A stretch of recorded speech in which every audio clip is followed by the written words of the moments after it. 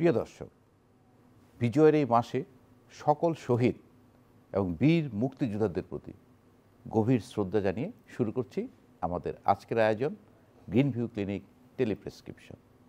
আজকে আমরা আলোচনা করব স্পাইনাল কর্ড টিউমার এবং তার চিকিৎসা নিয়ে। এ বিষয়ে বিশেষজ্ঞ পরামর্শ দেওয়ার জন্য আমাদের সাথে আছেন প্রফেসর ডক্টর শহীদুল ইসলাম। তিনি বিভাগীয় প্রধান, অর্থোপেডিক্স এবং স্পাইন সার্জারি বিভাগ, আদ্দিন মেডিকেল কলেজ ও হাসপাতাল। পাশাপাশি তিনি senior consultant, Barack PRP medical centre, Dhanmondi.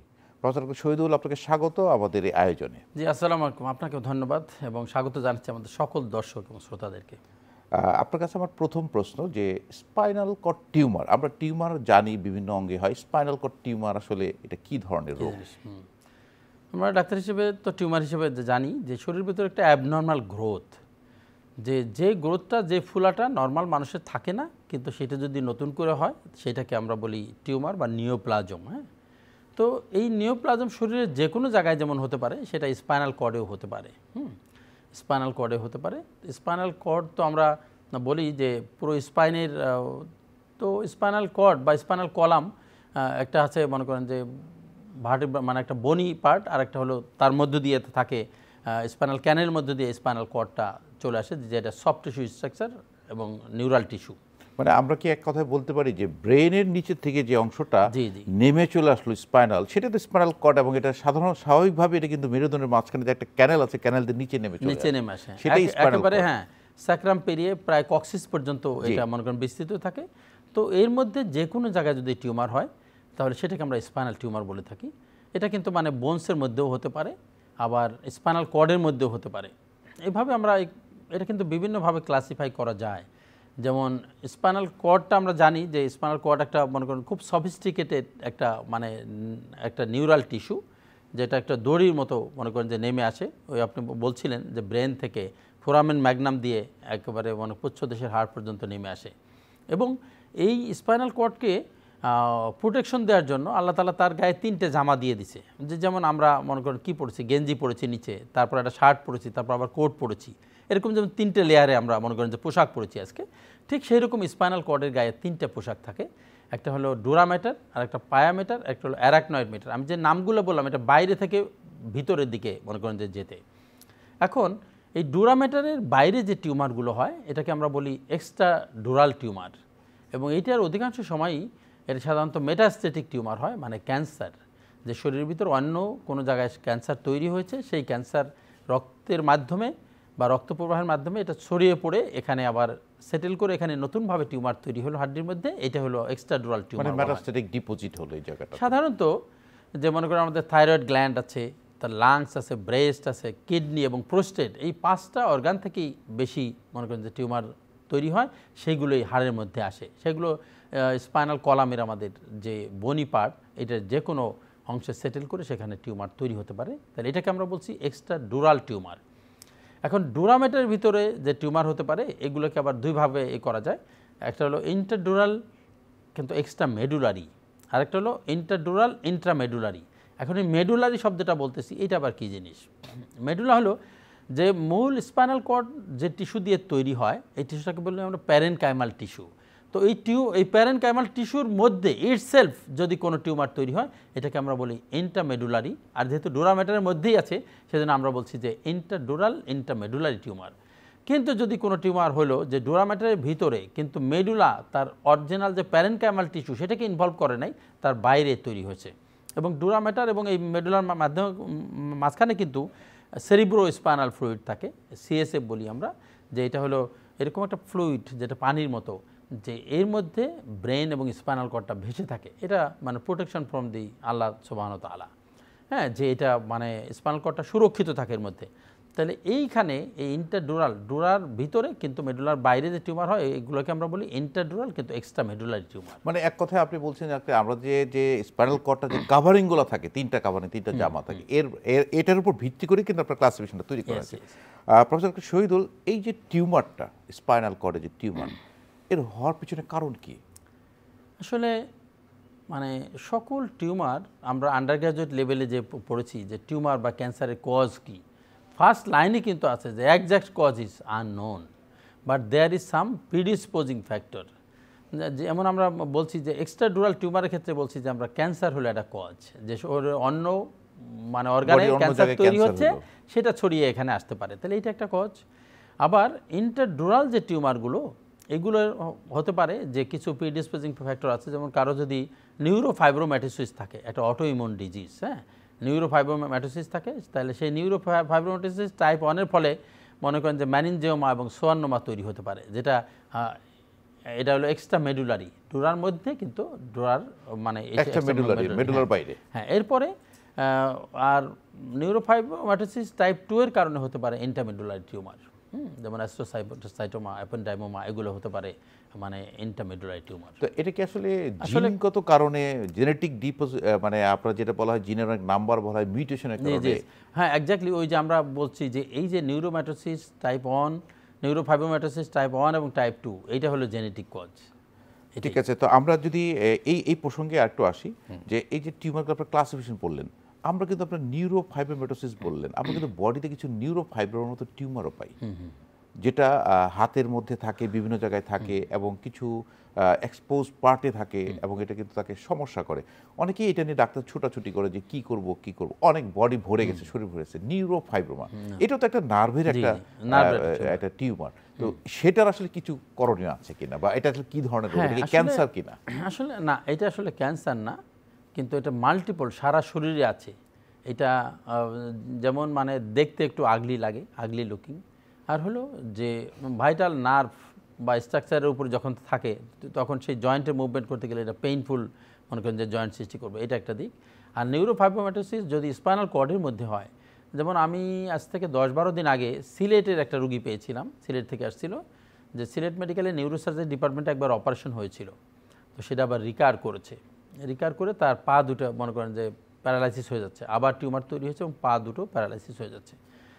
আমরা যে তার লেটেস্ট এমআরআই দেখলাম যে পুরো স্পাইনাল কর্ডের বিশাল অংশ জুড়ে টিউমার আছে। হ্যাঁ, তো আমি শেষে বললাম যে আসলে এই টিউমার যদি আমরা অপারেশন করতে যাই, এটা হাত দিতে যাই, তাহলে এটা মানে স্পাইনাল কর্ড আরও ড্যামেজ হবে। মানে আমি এরকমভাবে উদাহরণ বললাম যে ধান গাছ আছে আর আগাছাও আছে, কিন্তু আগাছা এত ব্যাপক বিস্তৃত যে আগাছা যদি আমি পরিষ্কার করতে যাই তাহলে ধান গাছ আর কিছু থাকবে না। মানে এরকমই একটা, যে ওই টিউমার যদি সব টিস্যু আমি রিমুভ করতে যাই, তাহলে দেখা গেল যে অরিজিনাল যে নিউরাল টিস্যু, স্পাইনাল কর্ডের যে প্যারেনকাইমাল টিস্যু, সেটা খুবই ক্ষতিগ্রস্ত হবে এবং আলটিমেটলি তার মানে আরও ক্ষতির সম্ভাবনা আছে। কাজে আমরা তখন কিন্তু অপারেশন করি না, আমরা বলছি যে এটা কিছু করার নাই, এটা দুঃখিত আমরা।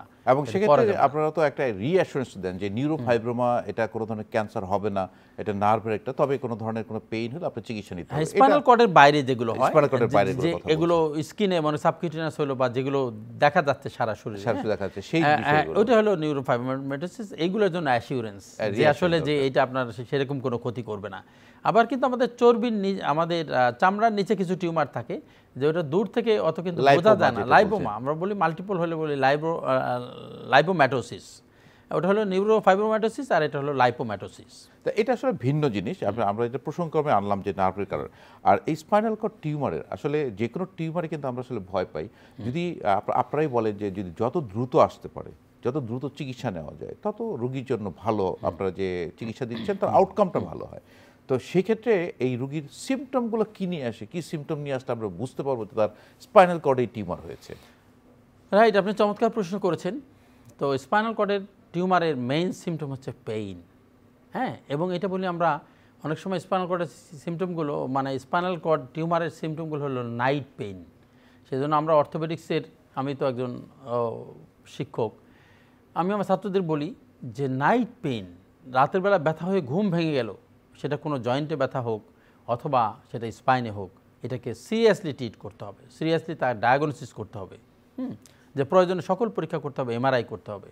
তাহলে এই স্পাইনাল কর্ডের টিউমারগুলো তাহলে পেইন নিয়ে আসে, এবং এটা হলো নাইট পেইন মেইনলি, যে রুগীর হয়তো রাত 2টা-3টার সময় রুগীর ঘুম ভেঙে গেল, পেইন, এইটা হলো একটা মনে করেন যে সিমটম।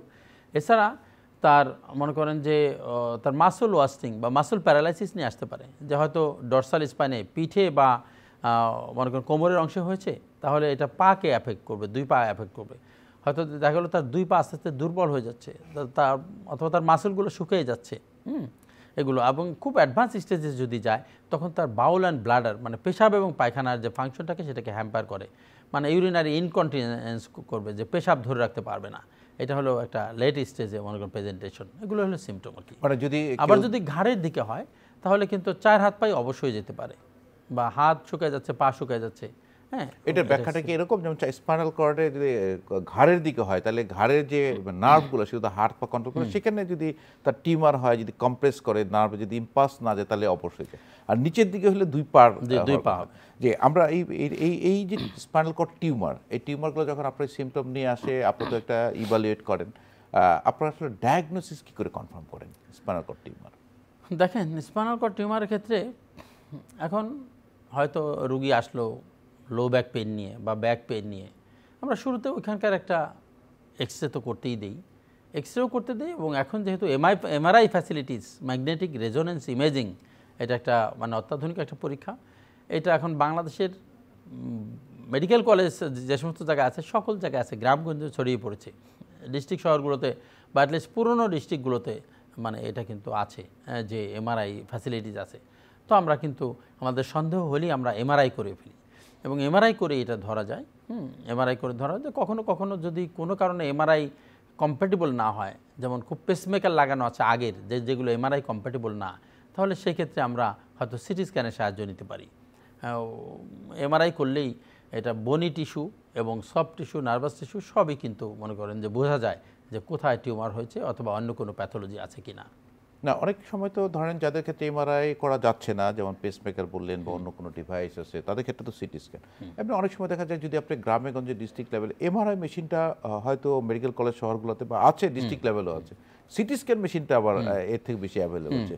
তো সেখানে যদি আপনারা করতে চাই আমরা সিটি স্ক্যানের মাধ্যমে, সেটাও তো আমরা রেজাল্টটা পাবো, কিন্তু সেক্ষেত্রে কন্ট্রাস্টের একটা প্রশ্ন আপনারা আসেন যে কন্ট্রাস্ট দিলে টিউমারটা ভালো বোঝা যায়, এই বিষয়টা কি বলবো? হ্যাঁ, এটা হলো আসলে দেখেন, শুরুতে কিন্তু যে একটা র্যান্ডমলি একটা পেশেন্ট আসলো, তো শুরুতে কিন্তু তার কন্ট্রাস্ট অ্যাডভাইস করা হয় না। তো এমআরআই যে সমস্ত মেডিকেল রেডিওগ্রাফাররা বা রেডিও টেকনোলজিস্টরা এমআরআই করেন বা সিটি স্ক্যান করেন, ওনারাও তো কিছু কিছু বুঝতে পারেন। ওনারা যখন দেখে একটা জায়গায় সন্দেহ, তখন আবার রুগীকে কনভিন্স করে যে আপনার একটা ইঞ্জেকশন দিয়ে তারপরে করতে হবে। তখন আইভি একটা ইঞ্জেকশন দেয়। তো এই ইঞ্জেকশন দিলে, কন্ট্রাস্ট দিলে, তখন শরীরের ভিতর নিউ সেল যেগুলো, যেখানে নিও ভাস্কুলারাইজেশন বা নিও টিস্যু জেনারেশন হয়েছে, হ্যাঁ, নিওপ্লাজম হয়েছে, ওই টিস্যুগুলো এই ডাইকে খুব টেক করে, মানে ডাইগুলো ওইখানেই ঢুকে যায়, যার ফলে ওটা আরও বেশি ভিজুয়ালাইজড হয়, বেশি পরিষ্কার স্পষ্ট বোঝা যায়। তো এই জন্য মনে করেন যে ডায়ের কন্ট্রাস্ট মানে ইমেজিংয়ের ভূমিকা রয়েছে। তবে সেক্ষেত্রে একটা ডায়াগনস্ট বা সন্দেহ আছে আমাদের, বা একটা দেখতে পাচ্ছি এমআরআই করা হয়েছে বা সিটি স্ক্যান করা হয়েছে, যেখানে আমরা একটা লিশন দেখতে পাচ্ছি, সেই লিশনকে আরও স্পষ্ট করে তোলার জন্য আমাদের কন্ট্রাস্ট মানে কন্ট্রাস্ট এমআরআই বা কন্ট্রাস্ট সিটি স্ক্যান করি আমরা আবার। কিন্তু কোনো কোনো সময় দেখা যায় যে আপনার একটা কিডনি পেশেন্ট, তার সিকেডি আছে বা রেনাল ফেইলার আছে, তাদের সেক্ষেত্রে কিন্তু আপনারা কন্ট্রাস্ট আবার নিষেধ করেন যে এই কন্ট্রাস্টের যে ইঞ্জেকশনটা ব্যবহার হয় এটা কিডনির জন্য একটু ক্ষতিকর হতে পারে, যাদের কিডনির ডিজিজ আছে তাদের ক্ষেত্রে এটা একটা রেস্ট্রিকশন একটা আছে। আর এটা গেল তো আপনার টিউমার জানলেন যে সিটি স্ক্যান বা এমআরআই করে টিউমারটা কি ধরন জানলেন। তো এটা যে ক্যান্সার, টিউমার তো দুই ধরনের হতে পারে, ক্যান্সার হতে পারে, ক্যান্সার নাও হতে পারে, তো এটা আপনি কীভাবে নিলেন? রাইট, আমরা প্রথমত কথা হচ্ছে যে এমআরআই করলে আমরা একটা ধারণা পাই, যেমন মেরুদণ্ডের ভিতর টিবি ছাড়াও কিন্তু আর একটা সিরিয়াস ডিজিজ হয়, টিউবারকুলোসিস হতে পারে, যক্ষা হতে পারে, আমরা পটস ডিজিজ বলি বা টিবি স্পাইন বলি। হ্যাঁ, তো অনেক সময় টিবি স্পাইনের সাথে আমাদের খুব কনফিউশন হয়। তো আমরা যারা স্পাইন সার্জন বা স্পাইনের প্র্যাকটিস যারা করেন, অথবা নিউরোসার্জন অথবা নিউরোলজিস্ট, হ্যাঁ, যে যাদের এই ব্যাপারে মনে করেন যে ভালো অভিজ্ঞতা আছে, আমরা ওটা দেখেই কিন্তু একটা ধারণা করি যে এটা টিবি আর এটা হলো ক্যান্সার। তারপরও তার আরও কনফাইন করার জন্য, আরও কনফার্ম করার জন্য, আরও শিওর হওয়ার জন্য আমরা অপারেশনের আগে পরীক্ষা করি আর অপারেশনের পরে করি। একটা অপারেশনের আগে কি করি, আমরা সিটি গাইডেড এফএনএসি করি, অথবা আমরা সিআর মেশিনের সাহায্যে আমরা কোর বায়োপসি করতে পারি, নিডল বায়োপসি করতে পারি। এটা কিন্তু স্পাইনাল কর্ডের টিউমারের ক্ষেত্রে, এক্সট্রাডুরাল টিউমারের ক্ষেত্রেই কেবলমাত্র এই এফএনএসি করা সম্ভব, কারণ এটা স্পাইনাল কর্ডের বাইরে। কিন্তু স্পাইনাল কর্ডের ভিতরে যে টিউমারটা আছে ডুরামেটারের মধ্যে, হয় সেটা এক্সট্রা মেডুলারি অথবা ইন্ট্রামেডুলারি, তো ওখানে যদি এফএনএসি করার চেষ্টা করা হয় তাহলে স্পাইনাল কর্ড আরও ড্যামেজ হবে। কাজে সেই ক্ষেত্রে কিন্তু ইন্টারডুরাল টিউমারের ক্ষেত্রে কিন্তু সিটি গাইডেড এফএনএসি সাজেস্ট করা হয় না বা করা উচিত হবে না, করলে সেটা রোগীর জন্য খারাপ হয়ে যাবে। সেক্ষেত্রে আমরা কি করি বলি, আমরা অপারেশনের চিকিৎসা, এবং অপারেশন করে তখন টিস্যুটা রিমুভ করে আমরা ওইটা তখন টিস্যু বায়োপসি করতে পাঠাই, হিস্টোপ্যাথোলজি করতে পাঠাই, এভাবেই কনফার্ম করি। হিস্টোপ্যাথোলজি রিপোর্টটা নিয়ে তারপর আপনারা ট্রিটমেন্টটা আসলে শুরু করেন, যে আপনারা বলছেন যে টিবি হইতে পারে বা টিউমার হতে পারে, আপনার রিপোর্ট আসার পরে আপনারা তখনই কি দেন। এই যে স্পাইনাল কর্ড টিউমার, এটার অপারেশন মানে এটা তো একটা পদ্ধতির অপারেশন, এই অপারেশন ছাড়া আর কোনো কনজারভেটিভ ম্যানেজমেন্ট আপনারা কিছু দেন কিনা? দেখেন, এটা ভালো প্রশ্ন করেছেন। তবে স্পাইনাল কর্ডের টিউমারের ক্ষেত্রে কিন্তু মানে মেইন চিকিৎসাই হচ্ছে সার্জারি। এখন সার্জারির বাইরে কোনটা, যে কোনো কোনো ক্ষেত্রে মানে স্পাইনাল কর্ডের ভিতর মাল্টিপল ভার্টিব্রার ভিতরে, যে আমি রিসেন্টলি একটা কেস পেয়েছি যে তার মাল্টিপল ভার্টিব্রা ইনভলভ হয়েছে, মানে ভার্টিব্রা মানে মেরুদণ্ডের হাড়গুলোকে আমরা ভার্টিব্রা বলছি, এবং দুটো ভার্টিব্রা, যেমন একটা লাম্বারের আর একটা হলো ডরসালের, একেবারে এটা প্যাথোলজিক্যাল ফ্র্যাকচার হয়েছে, মানে ওটা নরম হয়ে ওটা ভেঙে স্পাইনাল কর্ডকে চাপ দিছে দুটো জায়গায়। আর এছাড়াও মাল্টিপল লেভেলে তার আরও অসুবিধা আছে, মেটাস্টেসিস হয়ে গেছে। এই টিউমার হাড্ডিতে ছড়ায় পড়াকে আমরা বলি মেটাস্টেসিস। তাহলে এই ক্ষেত্রে কিন্তু যদি একটা সিঙ্গেল লেভেলে চাপ দিত স্পাইনাল কর্ডকে, এবং এটা যদি খুব বেশি পেইন করতো বা প্যারালাইসিস করতো, তাহলে এটা কিন্তু আমরা সার্জারি করতাম, এবং তারপরে আমরা যে হিস্টোপ্যাথোলজি করে যে টিস্যু পেতাম, এটার মাধ্যমে আমরা অঙ্কোলজিস্টকে, ক্যান্সার স্পেশালিস্টকে রেফার করতাম, তখন উনি কেমোথেরাপি বা রেডিওথেরাপি এগুলো সাজেস্ট করতেন। তাহলে এই যে অপারেশনের বাইরে কিন্তু এই রোগীটার ক্ষেত্রে মাল্টিপল লেভেলে এবং দুইটা ভার্টিব্রাকেই মনে করেন যে চাপ দিয়েছে, এবং মেরুদণ্ডে বা বোনসে মেটাস্টেসিস, এটা আমরা অলওয়েজ বলি আমরা advance stage of the cancer. তো এইরকম একটা অ্যাডভান্স স্টেজে ক্যান্সার, তার দুইটা লেভেলে অপারেশন করা এটা যুক্তিসঙ্গত নয়, মানে রোগীর ক্ষেত্রে ঝুঁকিপূর্ণ, মানে রোগী টেবিলে খারাপ হয়ে যেতে পারে বা মারা যেতে পারে, যে আমরা তার ভালো করতে চাইলাম কিন্তু মনে করেন যে খারাপ হয়ে গেল।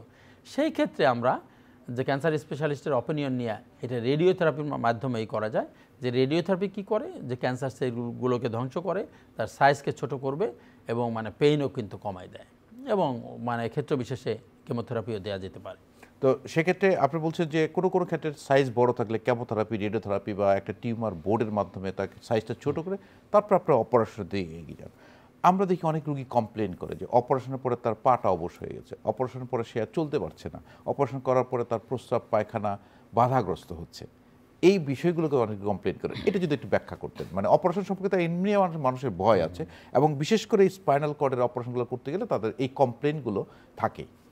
এখন দেখুন, স্পাইনাল কর্ডের অপারেশন তো এটা খুব সফিস্টিকেটেড অপারেশন, এটার জন্য মানে লং ট্রেনিং কার্ভ লাগে, এবং আসলে আমরা একটা ডিগ্রি করে ফেললাম আর আগামীকালে আমি স্পাইনাল কর্ডের টিউমারে হাত দিব, অপারেশন করব, এটা কিন্তু আনলাইকলি। সেজন্য এটার জন্য দীর্ঘ ট্রেনিং দরকার হয়, এবং এটা একটু গুরুধরা বিদ্যাও।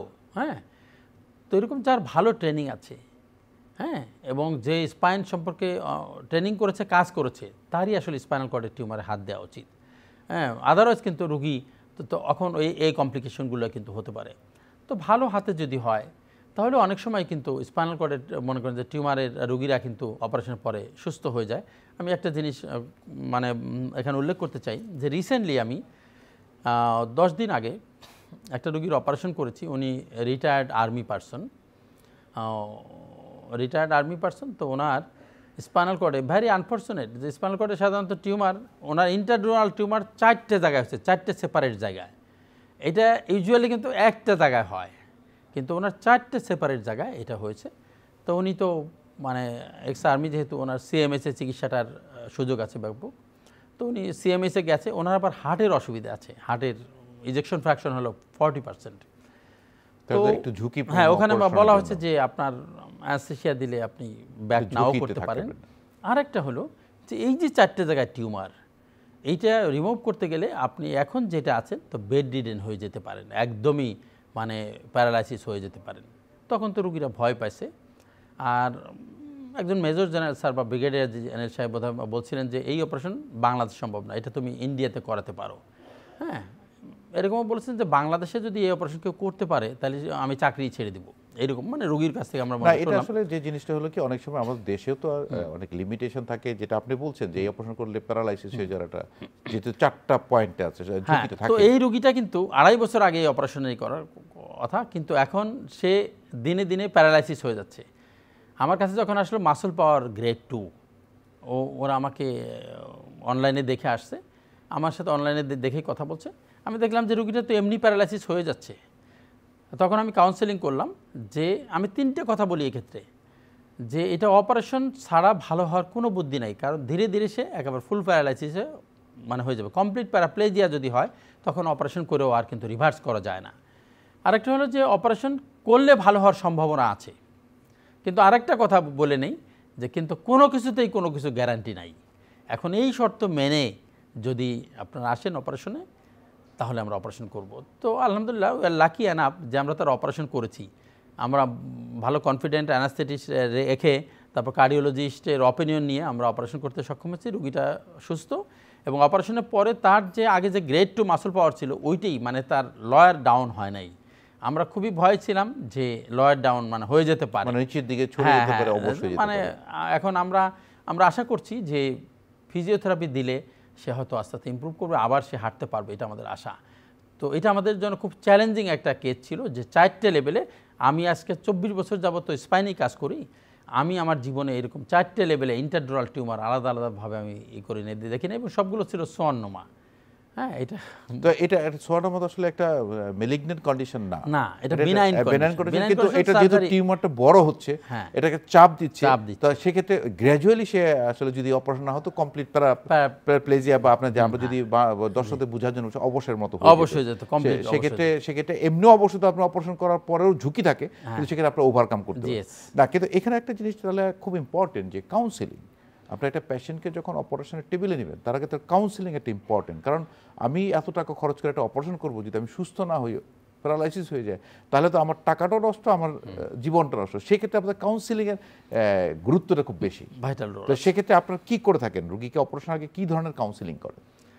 এখন স্পাইনাল টিউমারের ক্ষেত্রে তো মানে অপারেশন যোগ্য যেটা, সেটা আমরা স্পাইন সার্জনরা তো মনে করেন যে বুঝি, আমাদের একটা অ্যাসেসমেন্ট আছে, অভিজ্ঞতা আছে যে এইটা অপারেশন করলে ভালো হওয়ার সম্ভাবনা আছে। তখন মানে আবার যদি রুগীরা সব কথা জিজ্ঞেস করে যে কি কি কমপ্লিকেশন হতে পারে, তো তখন তো আমরা সব বলতে বাধ্য হই, কিন্তু ওই কমপ্লিকেশন তো সবার হয় না, এবং একটা রুগী তার কষ্ট নিয়ে আসতেছে, সে ভালো হতে চায়, কাজে তাকে ভালো হওয়ার আশাই দেখাতে হবে, আশা দেখেই তাকে অপারেশন করতে হবে। সেক্ষেত্রে সব ক্ষেত্রে কিন্তু আমরা নেগেটিভ কাউন্সেলিং করি না, এবং নেগেটিভ কাউন্সেলিং যদি করি আমি, তাহলে সেই রুগী তো আমার কাছে অপারেশন করবে না, মানে তার মানে আশার আলোই থাকবে না। হ্যাঁ, কাজেই অবশ্যই রুগীকে যেটা ভালো হওয়ার সম্ভাবনা আছে সেই ক্ষেত্রে সেইটা তাকে বোঝাতে হবে এবং আশার আলো দেখাতে হবে, এরপর অপারেশন করতে হবে। তো এমনি সাধারণত এই যে অপারেশনগুলো, এটা তো একটা স্পাইনাল কর্ডের অপারেশন, সেন্সিটিভ একটা অর্গানের অপারেশন, সেখানে কোনো কমপ্লিকেশন হয় কিনা আপনাদের অপারেশনের পরবর্তী সময়ে? অপারেশন কমপ্লিকেশন হয়, যেমন আমরা বলেছি যে সাময়িকভাবে স্পাইনাল কর্ডটা আমার দুর্বল হয়ে যেতে পারে। যেমন এটাকে আমি অনেক সময় বলি যে লজ্জাবতী গাছ আছে না, যে লজ্জাবতী গাছের কাছে হাত নিলে আপনার মনে পাতাটা মানে গুটিয়ে যায়। তো স্পাইনাল কর্ড কিন্তু অনেক সময় আমরা এইরকম বলি যে স্পাইনাল কর্ড অনেক ক্ষেত্রেই মানে আনপ্রেডিক্টেবল, আমরা বুঝতে পারি না যে কোনো ইনজুরি হয় নাই, আমি ইনজুরি করি নাই, কিন্তু তার আগে যে হাঁটতে পারতো এখন সে মানে তার দাঁড়াতে কষ্ট হচ্ছে। তো এই ক্ষেত্রে আমরা মানে ইনশিওর করি যে অনেক সময় এটা স্পাইনাল শক বলে একটা কথা আছে, বা হ্যান্ডেলিং হলো, তাহলে সে লজ্জাবতী গাছের পাতার মতো একটু গুটাই নিতে পারে, কিন্তু এইটা ফর টাইম বিং যে 1 সপ্তাহ 2 সপ্তাহ বা 1 মাস, হ্যাঁ, এর মধ্যে সে এবং তাকে হাঁটতে এনকারেজ করা, হয়তো অনেক সময় ওয়াকার দিয়ে হাঁটাই আমরা, তারপরে প্রয়োজন ভেদে আমরা ফিজিওথেরাপি দিই। এগুলো করার পরে দেখা গেল যে কোনো যদি ইনজুরি না হয়ে থাকে তাহলে এটা আবার রিভার্স করে, আবার সে হাঁটতে পারে। তো সেক্ষেত্রে এরকম হয়। আর হলো যে আপনি স্পাইনাল কর্ডের হয়তো এরকম একটা মনে করেন যে ব্রাঞ্চ থেকে, নার্ভের ফাইবার থেকে উঠছে, যে একেবারে ওই ফাইবারটা টিউমারের মধ্য দিয়ে গেছে, তখন ওই ফাইবারটাকে কিন্তু স্যাক্রিফাইস করতে হয়, কাটতে হয় অনেক সময়।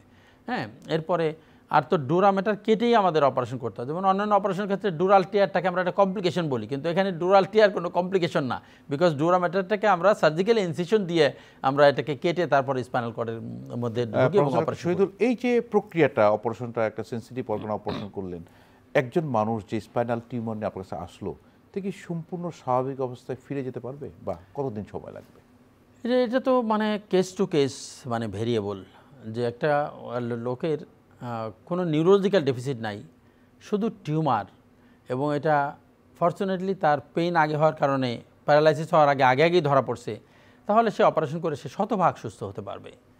আবার একটা টিউমার মনে করেন যে অনেক দিন যাবত আছে, রোগীকে প্যারালাইসিস করেছে পার্শিয়ালি, তাহলে তার কিন্তু মনে করেন যে সময় লাগবে ভালো হতে, কিন্তু একসময় সেও রিকভার করে যাবে।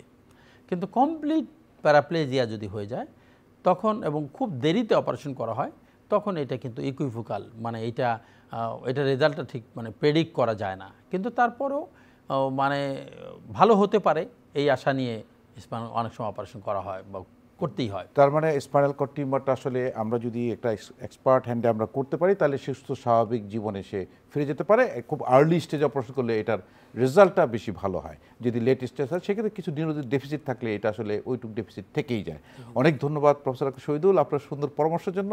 নিশ্চয়ই স্পাইনাল কর্ড টিউমার নিয়ে আমাদের দর্শকরা অনেক কিছু জানলেন এবং তারা নিশ্চয়ই উপকৃত হবেন। আপনাকে ধন্যবাদ। আপনাকে ধন্যবাদ। প্রিয় দর্শক, এতক্ষণ আমরা স্পাইনাল কর্ড টিউমারের বিভিন্ন বিষয় নিয়ে লক্ষণ কি, ট্রিটমেন্ট কি জানলাম।